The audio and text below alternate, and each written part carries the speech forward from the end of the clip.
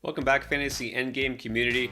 I'm Pierre, here to help you with some more waiver wire pickups for Week 12. Let's talk about some hitters that you can go out and pick up right now if they are available in your league. Now, first of all, if you did watch last week, hopefully you took my advice and added O'Neal Cruz for the Pittsburgh Pirates. Pretty impressive debut. This is a guy that is just going to be a monster in this league. You got to pick up some of these young phenoms before they get called up. We're always trying to stay ahead of the game, and so that's why I thought that was the time to strike, and sure enough, he got called up.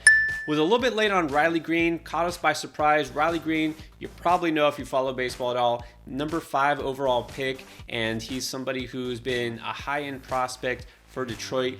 Didn't debut early like Spencer Torkelson, who was number 1 pick, because he's been hurt, and so we didn't really know when he would be ready. And sure enough, just a couple days ago, Greene did get the call. It's very exciting for Detroit fans. Maybe they'll be the spark that they need to actually score runs once in a while. And so far he's 6 for 16, but what's really more impressive than that is his plate discipline. This is a guy with a very discerning eye, and in his game so far, he only has 3 strikeouts as opposed to 5 walks. There are very, very few players who can pull that off and actually have more walks than strikeouts. We're talking about superstars like Juan Soto, Jose Ramirez. It's going to take a while before he gets to that level, but look, it's not going to be long. Riley Greene already showing the kind of player he is. Now, if he's still out there, well, that's the thing. It just depends. He's already been picked up in 2/3 of fantasy leagues. But again, if you're in a shallow league or a league where people just aren't up on things, you go and grab him as soon as you can. All right, let's talk about another young outfielder. That is Oscar Gonzales of the Cleveland Guardians. And I personally had been taking a really cautious wait-and-see approach. I did add him in one of my main leagues because I needed an outfielder, and he was hitting well. He's still hitting well. In fact, he will not stop hitting. 24 Major League games played. He has hit safely in 20 of them. Only 4 times has he gone without a hit. Of course, he has several multi-hit games. He's hitting .333 right now. He's driven in 13 runs in just 96 plate appearances. We'll see how long he keeps up, but look, until he stops hitting, you have to give him a chance, at least for the short term. You know, we don't know that he's going to be, necessarily start worthy in fantasy all season, but you've got to stream him while he's hot. So I recommend go ahead and doing that right now.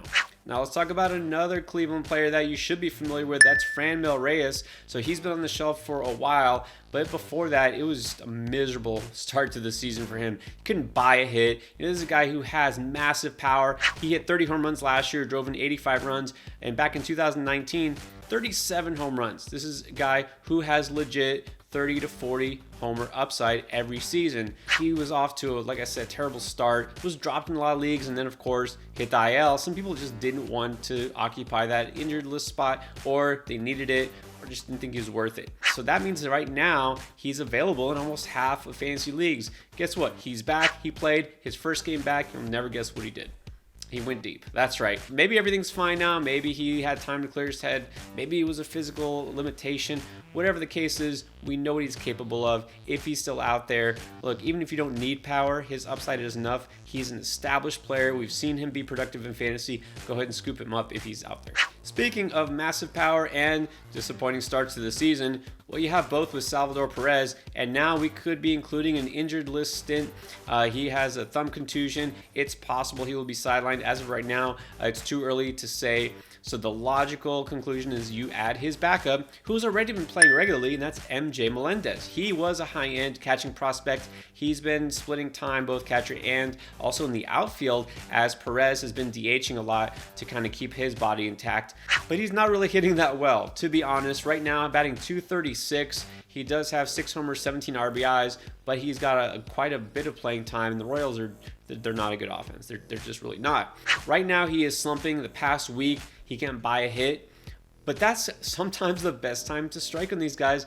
Look, what goes up must come down, and vice versa. We see when guys get on these incredible hot streaks, we know it's not going to last. That's when you sell. That's when you start to lower your expectations, and the opposite. This is a player who's too good to go into prolonged slump, so you know it's going to correct itself.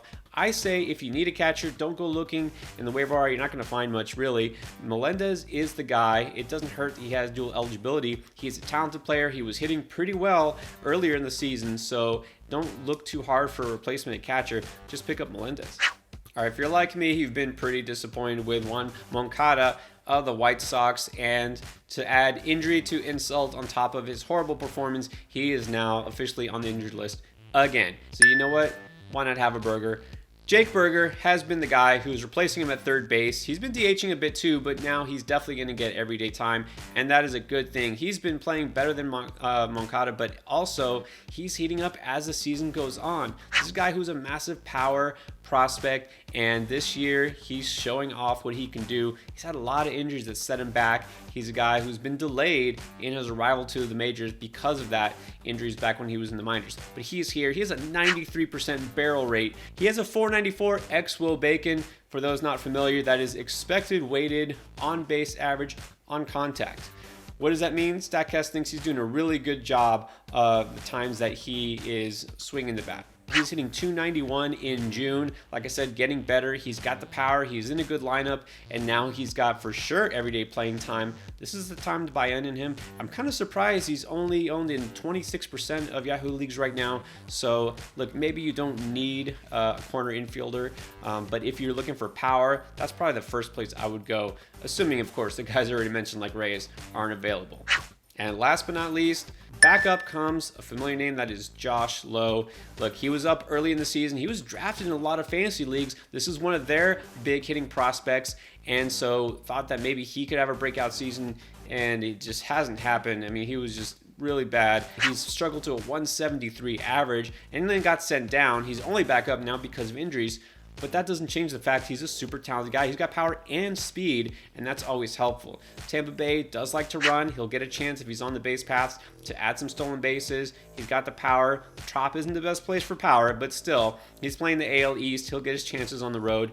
If you do need some help in outfield, or, of course, if you're in a keeper league, you take a chance on a guy like this, because if he does pop off this year, then you can keep him. And look, he's available in almost every league because, again, such a bad start. He was dropped almost everywhere. He wasn't stashed.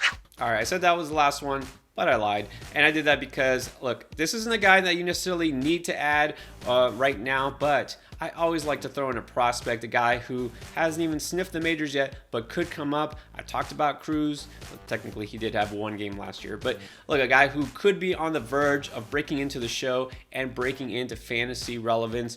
So let me tell you right now, if you have a spot, especially maybe you have an open NA spot on your roster, or you're in a deep enough keeper league, a dynasty league, or you just need upside, Corbin, Carrol of the Arizona Diamondbacks. Look, I went crazy for Alek Thomas earlier in the year. He's still producing fairly well. He's been in the lineup every day. Carrol is an even better version of Thomas. He's got power and speed. Right now in Double-A this season, hitting .323 with 16 home runs and 20 stolen bases. Did you use that in your fantasy lineup? I think so. Look, I can't guarantee he's going to call up soon. He's hitting so well, and the Diamondbacks, they need something. They need a spark. They called up Thomas. It's working out well. Carrol, he can't be too far away. So again, this is the kind of guy you want to get ahead of the curve and get him before anybody else does, before the news breaks that, he is getting called up. So keep your eye on Corbin Carrol. If you have that spot, I would say he should be next in line for those looking for a big high-end prospect. All right, that's all I got for this week, hitting waiver wire options. Also, check out the pitcher version of this. Appreciate the support, guys. We're at 10K. We couldn't have done it without you. We're here all the time, and by that, I mean all year long, every week, to help you with fantasy baseball and fantasy football. Join us on Discord. Check it out down below. There's a link in the description, and there's a lot of other ways you can get involved with our community. All right, thanks for watching.